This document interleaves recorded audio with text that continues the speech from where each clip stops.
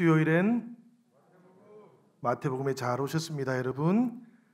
우리가 지금 예수님께서 가르쳐 주셨던 이 행복한 사람들에 대해서 나누고 있는데요. 오늘은 7번째 그리고 8번째 행복한 사람들에 대한 이야기를 나누려고 합니다. 7번째 행복한 사람은 보니까 화평하게 하는 사람입니다. 그러니까 이 화평과 관련되어 있다라는 이야기지요. 9절의 말씀을 보니까 화평하게 하는 자는 복이 있나니 그들이 하나님의 아들이라 일컬음을 받을 것이며 라고 이렇게 되어 있습니다. 이 말씀 속에 화평하게 하는 자라는 말은 에이레노 포이오이라는 말이에요. 이 에이레노라는 말은 에이레네라는 말인데 평화라는 뜻이고, 포이오이라는 것은 만들다라는 그런 뜻입니다. 그러니까 평화를 만드는 사람들이 복이 있다라는 그런 이야기지요. 그래서 종종 영어 성경에서는 피스메이커라고 이렇게 번역이 되어 있기도 합니다. 이 화평에 대해서 우리가 성경의 가르침들을 조금 더 한번 살펴보면, 구약 성경에서는 이 화평이라는 것을 샬롬이라고 그렇게 번역을 했습니다. 우리가 보통 인사할 때 안녕하세요 이렇게 인사하지 않습니까? 유대 사람들은 샬롬 이렇게 인사합니다. 샬롬이 있기를, 안녕하시기를, 이런 뜻이에요. 그 뜻을 가만히 살펴보면 그 안에는 흠이 없는 상태, 손상되거나 모자라거나 부족하지 않은 상태를 말합니다. 건강한 상태, 몸이 건강한 것도 샬롬입니다. 조화를 잘 이루고 있는 온전한 상태를 샬롬이라 그렇게 말해요. 신약 성경에는 제가 조금 전에 말씀드렸던 것처럼 에이레네라는 말이 또 평화, 화평이라는 그런 뜻입니다. 보통 우리말 성경에 보니까 평화라는 말도 있고 화평이라는 말도 있고, 또 간혹 가다가는 평안 그리고 평강 이런 말들을 다 사용하지 않습니까? 이게 구약 성경에서는 전부 다 샬롬인 것이고요, 또 신약 성경에서는 전부 다 에이레네라는 말인 겁니다. 그것을 우리 국어의 문법이나 문맥에 맞게끔 그렇게 번역을 했던 것이지요. 이 신약 성경에 나오고 있는 평화, 에이레네라는 말은 본래는 이런 뜻을 가지고 있다 그럽니다. 무엇인가 끊어져 있는 것을 서로 이어주는 것, 결합하는 것.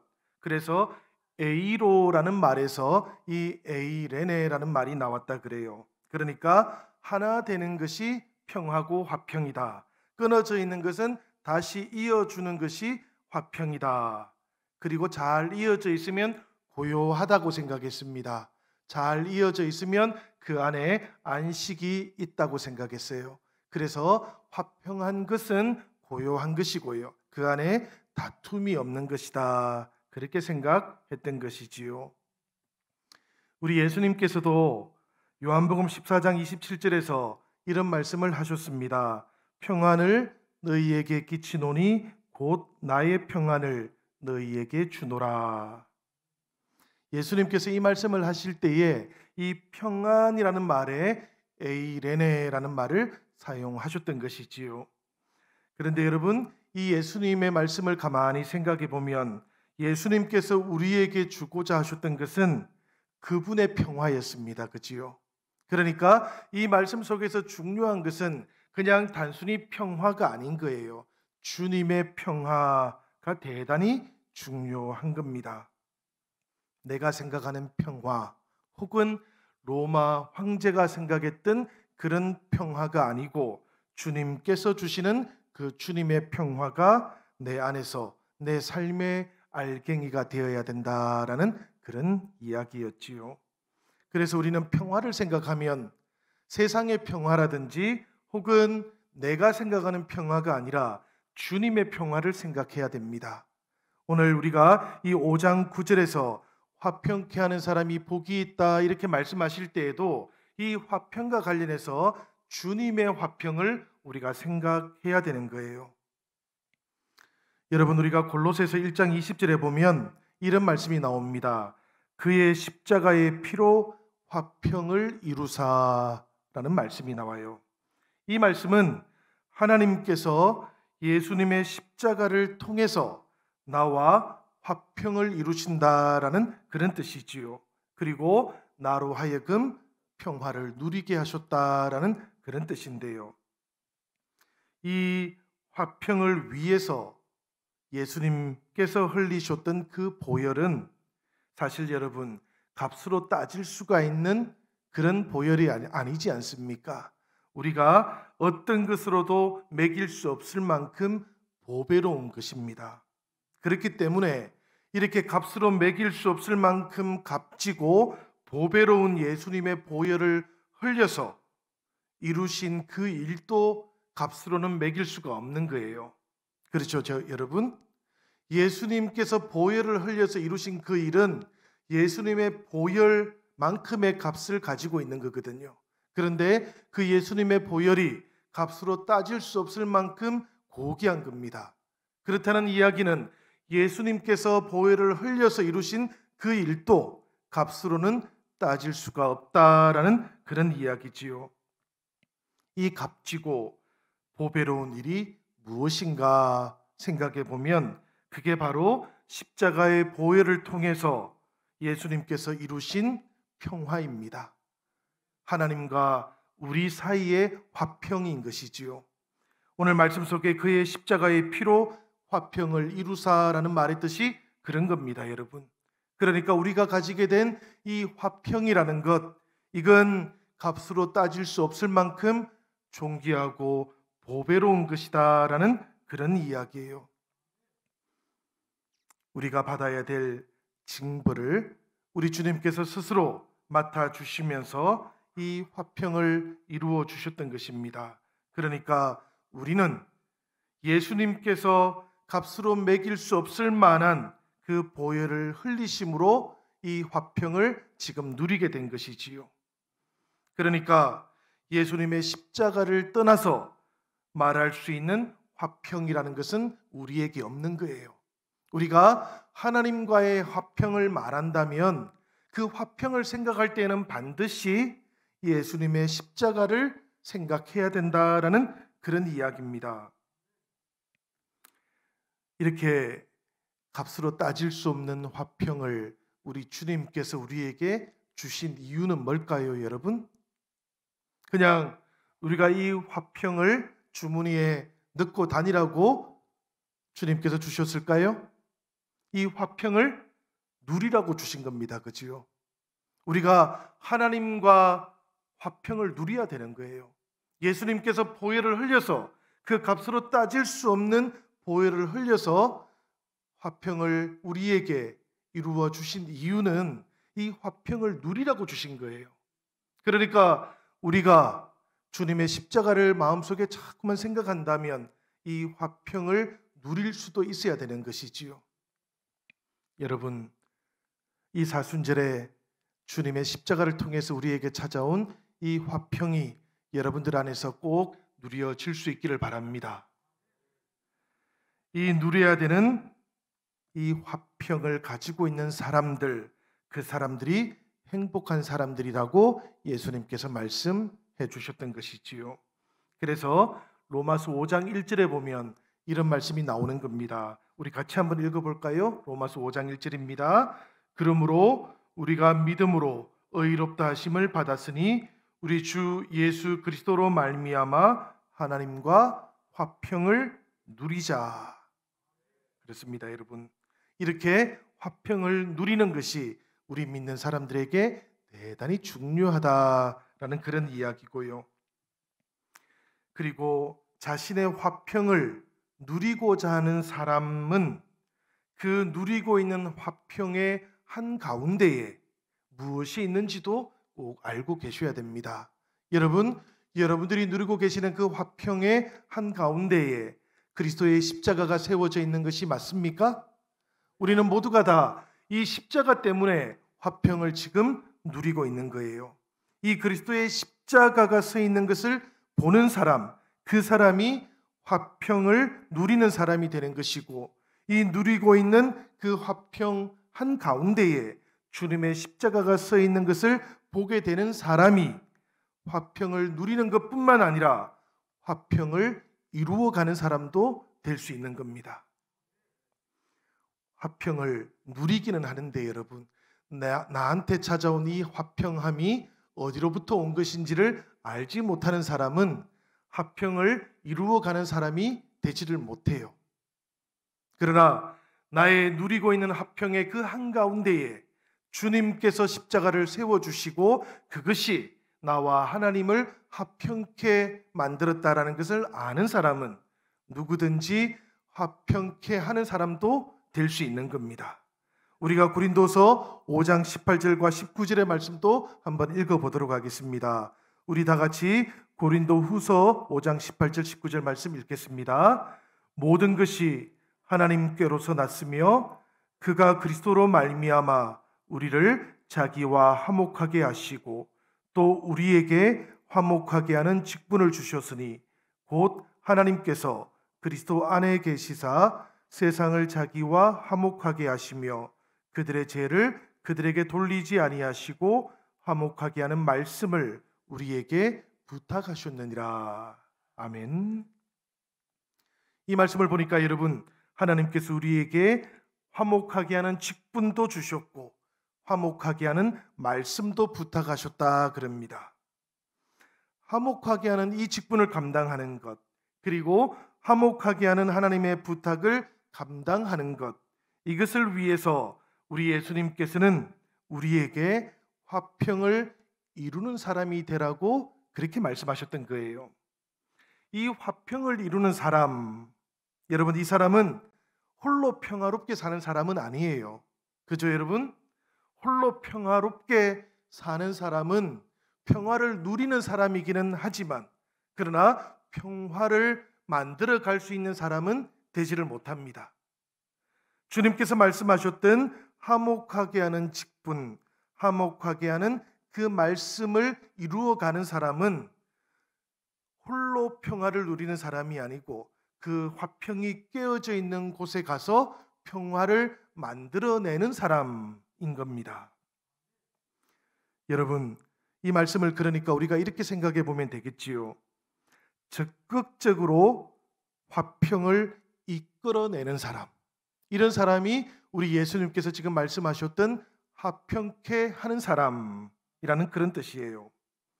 우리는 종종 신앙생활을 하고 또 주님을 믿으면 하나님 앞에서 오직 나 홀로 그 자리에 있는 것이다, 이렇게 생각할 때가 있습니다. 때로는 그럴 때가 있지요. 우리가 정말로 그 어떤 것도 다 내려놓고 주님을 1대1로 만나야 되는 때가 있습니다. 그렇게 우리가 그리스도만을 통해서 하나님과 화평을 우리가 누려야 되는 때가 있는 것이지요. 그러나 이 그리스도를 통해서 우리 안에 화평케 하는 직분이 주어졌다라는 것을 깨닫고 나면 여러분, 그때는 우리가 다르게 생각할 수도 있어야 되는 겁니다. 오직 나 홀로 하나님 앞에 있는 것, 그것만이 아니라 다른 사람들과 화평을 이루는 것, 그리고 다른 사람이 화평을 이루도록 돕는 사람도 되어야 된다라는 것, 이것이 우리를 향하신 주님의 뜻이라는 것도 우리가 깨닫고 또 고백할 수도 있어야 된다라는 그런 이야기예요. 예수님께서 제자들에게 바로 이 이야기를 하셨던 겁니다. 그런 사람이 하나님의 자녀로 불려질 것이다, 이렇게 말씀하셨던 것 아닙니까? 그러니까 여러분, 대인 관계가 우리 예수님께는 그냥 대인 관계가 아니었던 것이지요.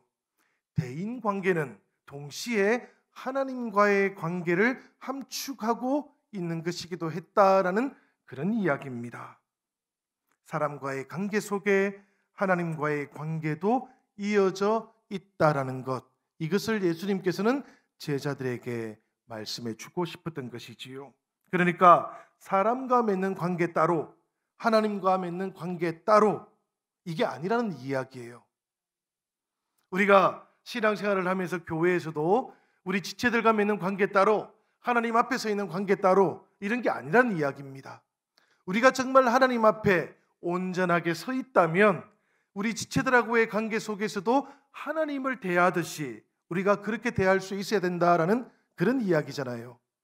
우리가 지체들에게 온 마음과 정성을 다할 수 있으면, 마치 주님을 대하듯이 우리가 지체들을 서로 대할 수 있다면 그것이 곧 하나님을 향하는 마음이기도 하다라는 그런 이야기시잖아요, 예수님께서 지금.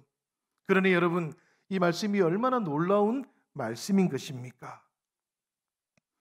이런 모습이 나타나야 한다라는 것, 그것은 여러분 이런 의미를 담고 있는 것 같아요. 화평의 본이 되신 주님의 화평을 우리가 본받아서 살아가야 한다라는 것, 이런 의미를 담고 있는 것이지요. 여러분, 생각해 보시길 바랍니다. 우리가 주님을 따르고 주님의 십자가를 통해서 하나님과 화평하게 되었다라는 것을 고백한다라는 것은 곧 우리의 삶 가운데에 주님께서 지셨던 그 십자가의 뜻을 녹여낸다라는 그런 뜻 아니겠습니까? 나의 삶은 따로 있고 십자가가 따로 있는 이런 신앙은 없는 것 아닙니까, 여러분? 내가 삶으로 주님 앞에 나아가고 나의 삶으로 하나님 앞에 나아간다면 나의 삶 가운데 이 주님의 십자가의 마음과 뜻이 녹아 있어야 된다라는 그런 뜻이지 않겠습니까?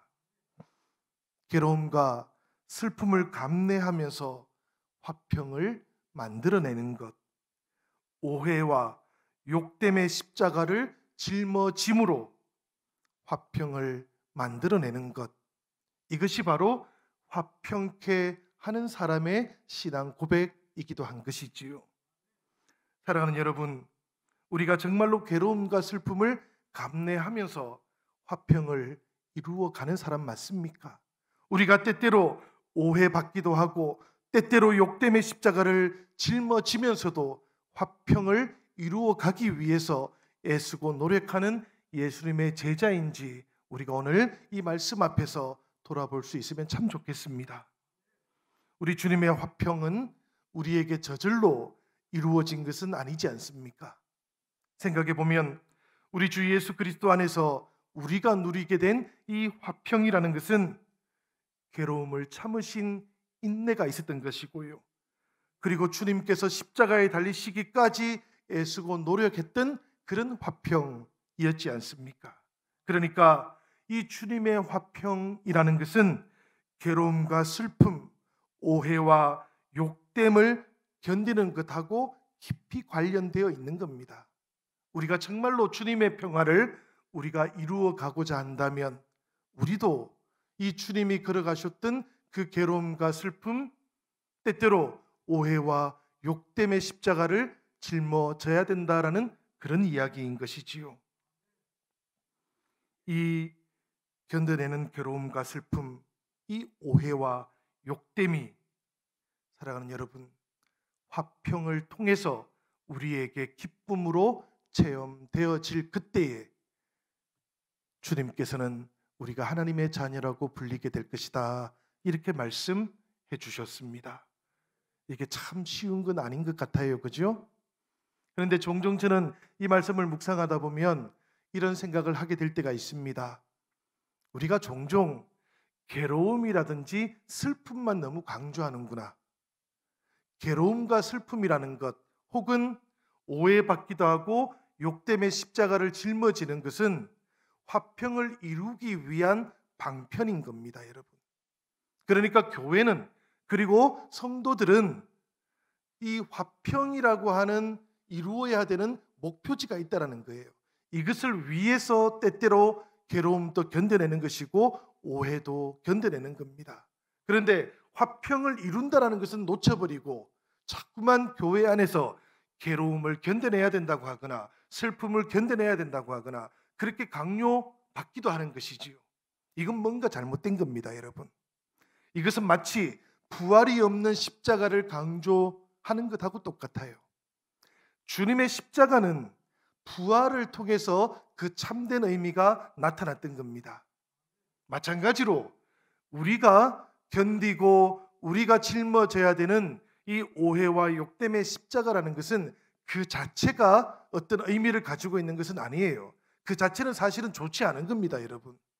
그렇지만 때때로 우리가 그런 오해받기도 하고 욕됨의 십자가를 짊어지는 것을 통해서라도 우리들 사이에 화평이 이루어질 수 있다면, 성도 여러분, 그렇다면 이 오해받음도, 이 욕됨의 십자가도 우리 주님의 십자가를 담게 되는 겁니다. 그 속에서 화평이 이루어지고 새로운 관계가 생성되어질 수 있는 것이지요. 우리가 신앙생활을 하는 동안 이것을 꼭 기억하면 좋겠습니다. 여러분, 우리가 이루고자 하는 것은 화평인 것이지 괴로움이 아닙니다. 우리가 이루고자 하는 것은 우리들 사이에도 하나님과 우리에게서 회복되어진 이 새로운 관계가 하나님의 나라에서 이루어지는 것처럼 교회 안에서, 성도들 안에서, 지체들 안에서 이루어지기를 원하는 것이지, 단지 오해도 견디고 단지 슬픔도 견디기 위한 것은 아니라는 거예요. 최종적인 목표지가 있다는 이야기입니다. 그것이 바로 산상설교를 통해서 주님이 우리에게 말씀해 주셨던 화평케 되는 것입니다. 이것을 우리가 꼭 기억하실 수 있기를 바라요. 행복한 사람 7번째는 화평케 하는 사람이었어요. 이제 마지막으로 화평케 하는 8번째, 아니죠, 행복한 사람 8번째를 우리가 생각해 볼 텐데요. 의를 위하여 박해를 받는 사람, 의를 위하여 박해를 받는 사람을 우리 예수님께서는 행복한 사람이라고 그렇게 말씀하셨습니다. 8가지 복 중에서, 이 8가지 종류의 행복 중에서 제가 볼 때는 가장 어려운 것이 어쩌면 이 8번째인지도 모르겠다라는 생각을 합니다. 왜냐하면 박해를 받고 있는 사람을 보면서, 심지어는 이 말씀은 이렇습니다. 이미 이루어진 거예요. 박해를 받은 너희는 행복하다. 박해 받을 너희가 아니에요. 박해 받고 있는 너희는 행복하다. 이렇게 말씀하는 거거든요. 박해를 받으면 행복할 수 있을까요, 여러분? 저는 이 물음을 한번 생각해 보고 싶었습니다. 오늘 말씀을 보니까 예수님께서 박해로 말미암아 상처 입을 그리스도의 사람들을 바라보시면서 기뻐하고 즐거워하라고, 하늘에서 너희의 상이 크다고 그렇게 말씀해 주셨습니다. 이 말씀 속에 어떤 의미가 담겨져 있는지 한번 생각해 볼 텐데요. 우선 이걸 우리가 알아야 됩니다. 예수님 당시에 이스라엘 사람들은 박해를 받는 것은 곧 하나님의 노여움을 받는 것이다, 이렇게 생각했어요. 그래서 우리 예수님의 십자가도 이 유대 사람들은 하나님으로부터 버림을 받은 것이다, 하나님으로부터 저주를 받는 것이다 라고 그렇게 생각했지 않습니까? 그런데 우리 예수님께서는 박해를 받는 것 모두가 다 동일한 것은 아니라고 그렇게 말씀하시는 거예요. 하나님의 뜻을 위해서 받게 되는 박해가 있다고, 의로움을 지키기 위해서 받게 되는 박해도 있는 것이라고 그렇게 가르쳐 주셨던 것입니다. 심지어는 이렇게 의로움을 지키기 위해서 박해를 받는 바로 그 사람들을 위해서 하늘나라가 존재하는 것이라고 그렇게 선포하셨던 것입니다. 그러니까 박해와 고난에 대해서, 특별히 하나님의 뜻과 또 예수 그리스도로 인해서 받게 되는 이 박해와 고난은 완전히 다른 의미를 가지는 것이라고 그렇게 알려주고 있는 것이지요. 이런 박해와 고난은 부끄러워하거나 수치스러워할 박해나 고난이 아닌 것이고, 정반대로 오히려 기뻐하고 즐거워할 수 있는 박해라고 그렇게 말씀해 주셨던 겁니다. 제가 꼭 관련되어 있지는 않은 것 같아요. 그렇지만 우리가 새겨보면 참 좋을 말씀이다 싶어서 하나 인용을 했습니다. 히브리서 12장 2절 말씀인데 우리 같이 한번 읽어보지요. 히브리서 12장 2절 말씀입니다. 다 같이 읽습니다. 믿음의 주요 또 온전하게 하시는 이인 예수를 바라보자. 그는 그 앞에 있는 기쁨을 위하여 십자가를 참으사 부끄러움을 개의치 아니하시더니 하나님 보좌 우편에 앉으셨느니라. 아멘. 여러분, 이 말씀을 보면 우리 예수님께서도 십자가의 고난을 부끄러워하시지 않으셨다라는 말씀이 나옵니다. 십자가를 참으사 부끄러움을 개의치 않으셨다라는 말씀이 바로 이런 뜻이에요. 사실 십자가라는 것은 유대인들은 모두가 다 부끄러워하는 것이었습니다. 수치스러워했던 것이에요. 왜냐하면 하나님으로부터 저주받았다라는 상징이 바로 저 십자가였던 것이거든요. 그런데 우리 주님께서는 저 십자가에 달리셔서 죽으셨습니다. 그런데 그 십자가에 달려있는 동안 내내 우리 주님께서는 십자가가 가지고 있었던 그 부끄러움을 부끄러움으로 여기지 않으셨다 그래요. 왜 그렇습니까, 여러분? 바로 그 앞에 놓여져 있는 기쁨 때문이었다 그럽니다. 그 앞에 있는 기쁨을 위하여 십자가를 참으시고 부끄러움을 부끄러움으로도 여기지 아니하셨다, 이렇게 말씀하시는 것이지요. 저는 예수님의 제자라면 우리가 하나님의 나라를 받아들인 사람이라면 우리들도 하나님의 뜻을 위해서 또 의로움 때문에 받게 되는 그런 고난이 있다면 그것을 부끄러워하지 않을 수 있으면 좋겠습니다. 여러분, 의로움을 위해서 살아간다는 것은 때때로 고난을 받는다라는 이야기입니다.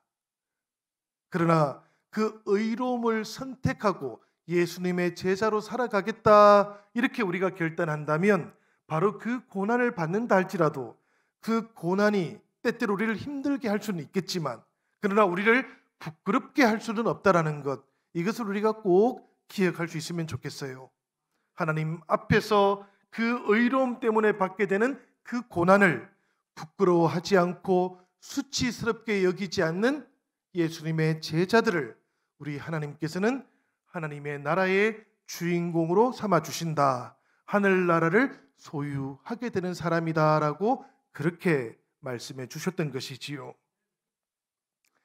박해 받으면서 기뻐할 수 있는가에 대한 말씀을 한번 생각해 봤습니다. 이제 이 10절 말씀 앞부분을 조금 더 살펴보도록 하지요. 이 앞부분의 말씀은 역시 이런 말씀 아닙니까? 의를 위하여 박해를 받는 사람, 여기에 지금 관심이 집중되어 있는 것이지요.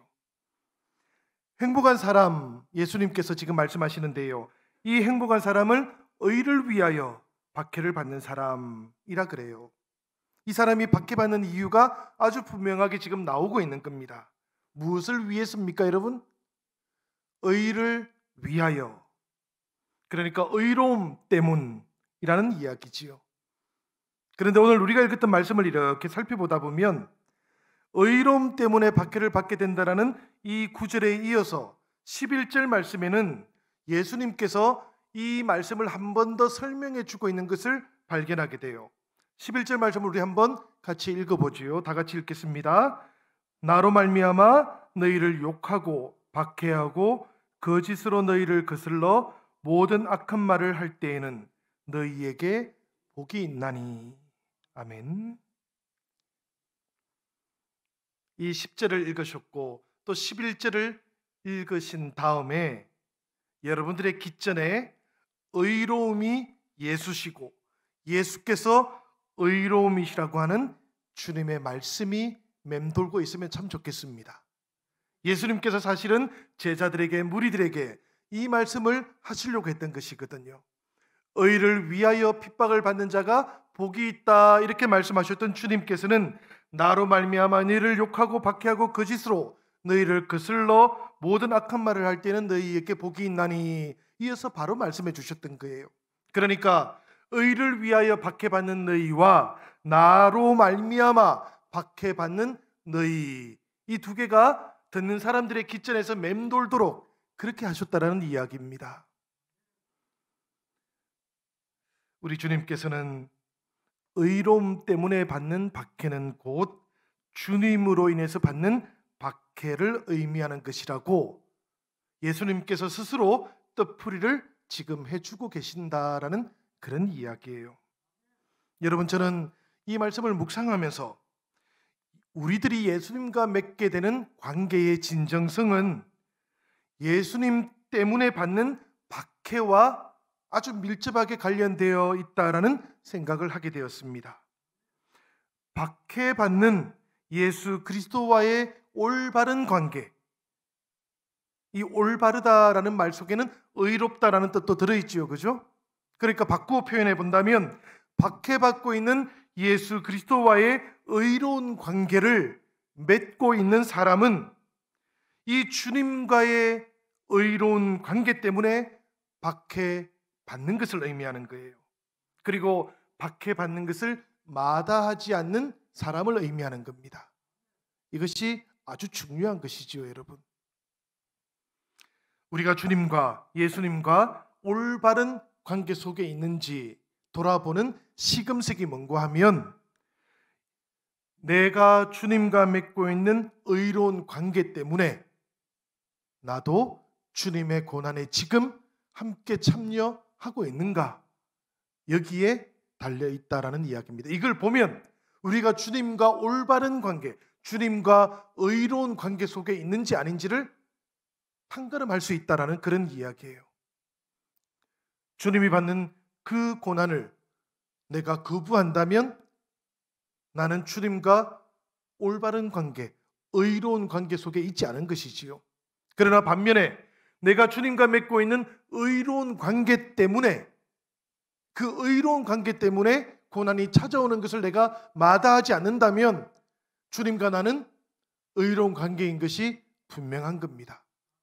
주님과 나 사이가 의롭다라는 거예요. 신실하다라는 거예요. 이 말이 구약 성경에서는 에메트라고 되어 있습니다. 신실하다라는 뜻이고요. 이 말이 신약 성경에서는 피스토스라고 번역이 되어 있어요. 믿음이라고 번역하기도 합니다. 예수 그리스도와의 올바르고 의로운 이 관계를 뭐라고 부르는가 하면 믿음이라고 부른다는 이야기예요. 우리가 믿음이라는 것을 공허하게 사용하면 안 됩니다, 여러분. 내가 정말로 주님을 믿는다면 주님과 신실한 관계, 의로운 관계 속에 있어야 된다는 이야기예요.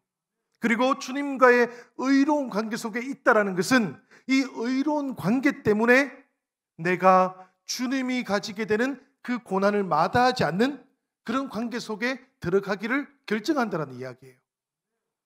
이 결단을, 이 결정을 믿음이라고 부르는 겁니다, 여러분.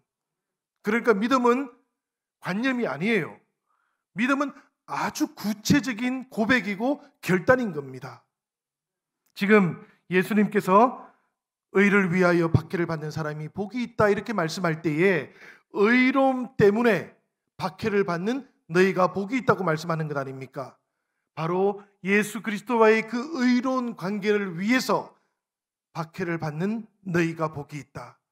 의로운 주님과의 관계를 지키기 위해서, 믿음을 지키기 위해서 박해받는 너희가 진정으로 하나님의 자녀가 될 것이다, 이렇게 말씀하는 것이지요. 베드로 사도가 이런 말씀을 했습니다. 그리스도의 사람은 그리스도가 남기신 고난의 발자취를 따라가는 사람이다. 우리 베드로전서 2장 21절의 말씀 한번 같이 읽어보도록 하겠습니다. 우리 다 같이 읽겠습니다. 이를 위하여 너희가 부르심을 받았으니 그리스도도 너희를 위하여 고난을 받으사 너희에게 본을 끼쳐 그 자취를 따라오게 하려 하셨느니라. 아멘. 여러분, 이 말씀에 보니까 그 자취를 따라오게, 그 발자취를 따라오게 하시려고 우리를 부르셨다라고 말씀하고 있어요. 그리스도의 사람, 베드로는 지금 우리에게 그리스도의 사람은 어떤 사람인지 그 정체를 지금 말해주고 있는 겁니다. 그 정체는 한마디로 말하면 그리스도의 길을 따라오는 사람, 그 발자취를 따라가는 사람을 말한다라고 이렇게 설명하고 있는 것이지요. 그러니까 그분 때문에 박해를 받으면서도 그분의 고난의 자취를 뒤따라가는 사람이 그리스도의 사람이다, 이렇게 말씀하고 있는 겁니다. 제자는 누구입니까, 여러분? 부르심을 받은 제자, 그 제자는 예수 그리스도의 고난의 발자취로 부름 받은 사람인 거예요. 우리가 보통 제자는 주님께로 부름을 받은 것이다 라고 이렇게 표현하는데, 좀 더 구체적으로 표현한다면 주님께서 걸어가신 그 발자취로 따라가도록, 그 발자취 남겨져 있는 흔적에 한 걸음 한 걸음 내 발을 올려놓는 사람을 주님의 제자라고 그렇게 부르는 것이에요. 그래서 이 제자들은 때때로, 사실은 항상 그런 것 같습니다, 예수 그리스도의 아픔과 괴로움에 참여합니다. 그렇지만 동시에 이 제자들은 죄에는 죽고 의로움에 대해서는 사는 길도 주님과 함께 걸어가는 사람이 됩니다. 베드로전서 2장 24절의 말씀인데요, 우리 이 말씀 같이 읽어보지요. 다 같이 읽겠습니다. 친히 나무에 달려 그 몸으로 우리 죄를 담당하셨으니 이는 우리로 죄에 대하여 죽고 의에 대하여 살게 하려 하심이라. 아멘. 우리 예수님께서 사랑하는 제자들을 바라보시며 이렇게 말씀해 주셨던 것이지요. 너희를 욕하고 박해하고 거짓으로 너희를 거슬러 모든 악한 말을 할 때에는 너희가 기뻐하라, 즐거워하라. 이걸 어떻게 우리가 받아들일 수 있겠습니까? 사실 우리 주님께서는 자기를 인해서 박해당하게 되는 제자들의 모습을 영원한 현재의 눈빛으로 바라봐 주셨던 것이지요. 그리고 그 모습을 제자들에게 말씀해 주셨던 것일 겁니다. 마태복음 10장 18절에는 너희가 나로 말미암아 총독들과 임금들 앞에 끌려갈 것이다 라고 말씀하셨고, 마태복음 16장 25절에서는 누구든지 나를 위하여 제 목숨을 잃으면 찾을 것이다 이렇게 말씀해 주기도 하셨습니다. 주님의 영원한 현재의 눈빛 속에서 우리 주님께서는 주님의 이름을 위하여 고난받는 제자들을 바라보셨던 것이지요. 마찬가지로 오늘 우리들의 모습도 주님께서는 보셨을 겁니다. 그리고 우리에게 너희가 하늘나라를 소유하게 되었으니 참으로 행운아들이다 이렇게 말씀해 주고 있는 겁니다. 언제 말입니까, 여러분? 우리가 주님의 이름을 위하여, 그 주님의 의로움을 위하여 기꺼이 고난 당하면서도 그것을 부끄러워하지 않을 때 그런 일이 일어난다라는 이야기입니다. 바로 그런 때에 우리가 하늘을 소유하는 주님의 자녀가 될 수 있다라는 그런 이야기입니다. 바로 그때 우리가 진정으로 행운아가 되고 행복을 누리게 되는 사람이 된다라는 그런 이야기예요. 사랑하는 여러분, 예수님께서 말씀하셨던 8가지 복을 우리가 살펴보았습니다. 8가지 행복, 한번 다시 간추려 본다면 이런 말씀이지요. 하나님 외에는 그 누구에게도 호소하지 않고 의지하지 않는 사람, 진정으로 마음이 가난한 사람, 영으로 가난한 사람이 복이 있습니다. 지금 나에게 임하고 있는 그 하나님의 나라 앞에서 회개하고 돌아서면서 진정으로 애통해하는 사람이 행복한 사람이라고 말씀하셨습니다. 주님의 뜻 앞에서 고집 세우지 않고 온유한 마음으로 순종하는 사람이 복이 있다 이렇게 말씀하셨어요. 이 주님의 음성을 우리가 들을 수 있으면 좋겠습니다. 줄이고 목마를 만큼 하나님의 의로움을 찾는 사람이 복이 있다 그렇게 말씀하셨고요. 하나님으로부터 먼저 우리가 긍휼의 여김을 받았으니까 내가 오늘 받은 이 긍휼을 따라서 나도 사랑하는 마음, 위해 주는 마음을 품고 있는 사람이 복이 있다 이렇게 말씀하셨고요. 하나님께만 마음을 두는 순전한 마음을 가지고 있는 사람이 복이 있다 이렇게 말씀하셨습니다. 그리고 십자가에서 만들어 주셨던 이 주님의 화평을 내 삶으로 녹여서 화평을 이루고 살아가는 사람이 복이 있고요. 주님 때문에 박해를 받고 주님 때문에 고난받는 길을 걸어간다고 할지라도 바로 이 길을 통해서, 이 뒤따름을 통해서 세상을 살리는 소금이 되고 빛이 되는 사람이 복이 있는 것이다 라고 주님은 말씀해 주셨습니다. 사랑하는 여러분, 우리 주님께서 이 행복한 사람들을 가리켜서 세상의 소금이고 세상의 빛이라고 그렇게 말씀하셨던 거예요. 우리 안에 이 행복이 있을 때 우리가 소금이 되고 우리가 세상의 빛이 될 수 있다라는 이야기입니다. 하나님께서는 본래는 이스라엘 민족이 이 세상의 빛이 되고 소금이 되도록 그렇게 부르셨던 것 아닙니까? 그러나 하나님께서 선택하셨던 그 소금이었던 이스라엘이 그 독특한 맛을 잃어버렸던 거예요. 마찬가지로 하나님께서 빛으로 불러주셨던 이스라엘이 스스로 똑같이 어둠에 속해버리게 되었던 것이지요. 언덕 위에 세워져 있던 예루살렘도 마찬가지였습니다. 빛을 잃어버렸던 것이지요. 우리 예수님께서는 바로 이 중단되었던 이스라엘의 그 사명을, 하나님과 맺었던 그 언약을 다시 온전하게 실현시키기 위해서 이 땅에 오셨던 겁니다. 그리고 그분의 길을 통해서 그분의 이름에 자신의 인생을 거는 사람들도 주님과 함께 새로운 이스라엘이 된 것이고 새로운 빛이 된 것이고 소금이 된 것이라고 그렇게 말씀해 주시는 거예요.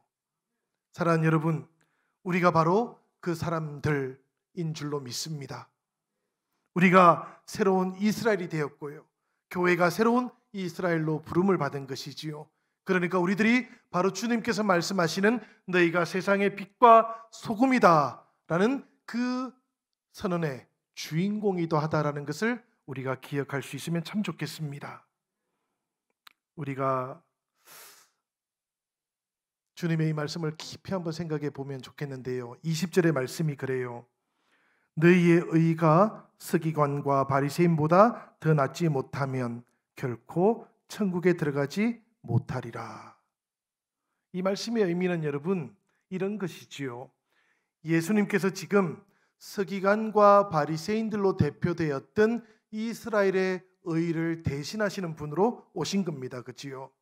그리고 모세의 십계명과 같은 새로운 하늘나라의 십계명, 산상설교도 우리에게 주셨던 것이지요. 그리고 우리들을 다시 세상의 빛과 소금이 되는 사명으로도 불러주셨던 것이지요. 그러니까 이제 이 주님께서 주시는 하늘나라의 새로운 계명, 그 앞에서 삶을 새롭게 결단하면 우리는 서기관과 바리새인들보다 더 의로운 사람이 되는 겁니다. 이 말씀은 율법의 경쟁, 공로를 쌓는 경쟁을 하라는 이야기가 아니에요. 이미 우리가 다른 세계 속에 들어가게 되었다는 거예요. 예수 그리스도가 우리에게 보여주셨던 그 의로움 속에 들어가게 되었다는 거예요. 모세의 율법이 아니라 주님께서 주시는 계명 속에 들어가게 되었다는 거예요. 이 계명 속에 들어오면 서기관과 바리새인들이 우리에게 보여주었던 그 의로움보다 더 나은 의로움 속에 이미 들어가게 된다는 거예요. 우리가 진정으로 하늘나라의 그 기쁨을 소유하고 있다면 행복한 사람이 되는 것이지 않습니까? 이 행복한 사람들은 바로 바리새인들과 서기관들의 그 의로움, 그 불행함, 그 고통스러움보다 훨씬 비교할 수 없이 좋은 것 속에 이미 머물게 된다는 이야기입니다. 그래서 주님께서는 너희의 의가 서기관과 바리새인들보다 더 낫기 위해서 애쓰고 노력해야 된다, 좋은 선택을 해야만 한다라고 제자들에게 말씀해 주셨던 겁니다. 이 서기관과 바리새인들보다 더 나은 의는 우리의 노력으로 얻는 것이 아닙니다. 여러분, 바리새인들과 서기관들과 경쟁해서 얻는 것도 아니에요. 무슨 도덕적으로 윤리적으로 더 엄청난 선을 행해야 되는 것도 아닙니다. 여러분, 이 의로움은 세상이 주지 않는 의로움인 겁니다. 세상이 주지 못하는 화평함인 거예요. 주님 안에만 있는 화평함입니다. 우리가 주님 안에 들어가서 이 의로움을 누리고 이 행복을 누리고 그리고 주님이 주셨던 이 계명을 우리가 행복하게 살아가면 우리를 통해서 세상은 빛을 보고 또 맛을 새롭게 보게 될 것이다 라는 그런 이야기인 것이지요. 우리 영신교회가 바로 이런 소금과 빛으로 이루어진 교회가 되기를 바랍니다. 우리 성도들이 바로 이 빛과 소금으로 세상 속에서 살아가는 은혜를 누리시기를 주님의 이름으로 기원합니다.